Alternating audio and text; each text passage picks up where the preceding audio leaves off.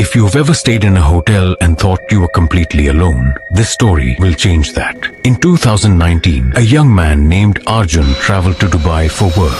He was 24, excited about his new job, and had checked into a budget hotel in Dera for a few nights. The hotel wasn't fancy, but it was cheap, and for a young guy living alone for the first time, that was good enough. The first night was quiet, but by the second, strange things started happening. When he returned from dinner, he noticed the bathroom light was on. He swore he had turned it off before leaving. He brushed it off as a mistake, but at 3 a.m., he woke to the sound of faint tapping, not on the door, on the mirror. A slow, deliberate tap, tap, tap. When he turned on the lights, there was nothing. The bathroom was empty. Still, something about the mirror felt off. He tried to sleep again, convincing himself it was jet lag. The next morning, he asked the receptionist if anyone had been inside his room. She looked uncomfortable, then said quietly, "Don't worry, sir, you're safe." That only made him more uneasy. On the third night, things escalated. Around 2:30 a.m., he was jolted awake by the sound of running water. He stumbled into the bathroom. The sink was on full blast, but what froze him wasn't the water. It was the mirror. Behind his reflection, another face stared back. Pale, hollow eyes, a mouth stretched open as if screaming, but no sound. Arjun ran out of the room and stayed in the lobby until sunrise. He demanded to change rooms. The staff agreed instantly, as if they expected it. That's when another guest,